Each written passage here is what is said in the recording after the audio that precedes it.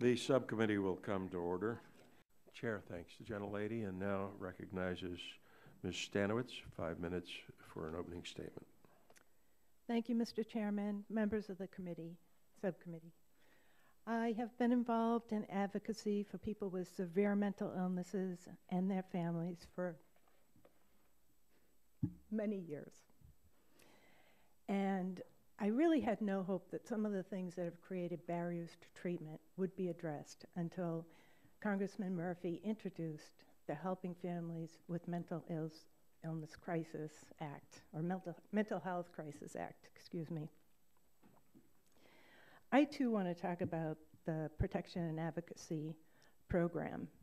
While I think the original intent of the program and the original practice of the program was very important, it has lost its way.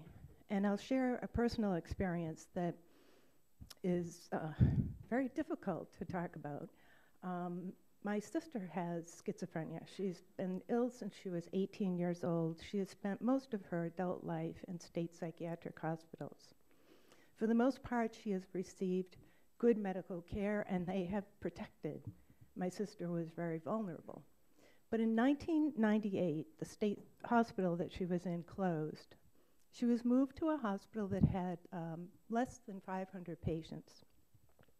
But because of the loss of beds due to the hospital closure, the patient population grew from 500 to 750 patients by 2007.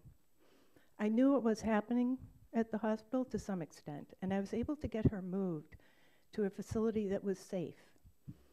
But a few years later, I was able to get her medical records, and I found out what was really happening and just how bad things were. And I'm still haunted to this day by what happened to patients that didn't have a family to protect them. And the Protection and Advocacy organization was nowhere to be found. The problem is that the bill that created Protection and Advocacy was enacted in 1986. The first finding in that bill is that patients or persons with mental illness are vulnerable to abuse and serious injury. And so it created a federally funded organization, independent of states, to monitor care of patients in hospitals and facilities. Now, at that time, there were 250,000 people in state psychiatric hospitals. Now there are fewer than 35,000. And the protection and advocacy organizations have changed course as a result, and not necessarily in a good way. I'll give you an example from Massachusetts, which is the state where I live. That organization reported spending more than $250,000 on lobbying, federal funding on lobbying against state measures. And more than $100,000 actually went to professional lobbyists. But it isn't just lobbying that's the problem.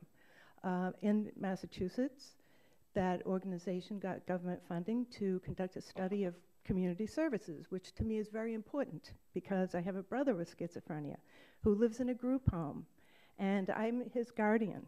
And I work very closely with staff and the management of that group home to make sure he is safe in the community.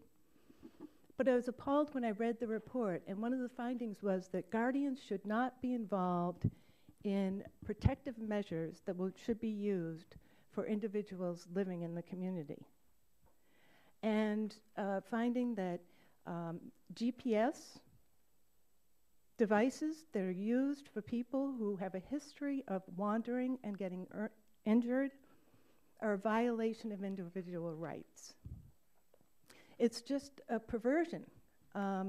If you look and compare with the Alzheimer's Association's view on that, they find it an appropriate use of electronic devices to have a comprehensive safety program for people who need it and may be unsafe in the community. So I want to say that Congressman Murphy's bill really will do what it's named, and that is it will help families who are in mental illness crisis.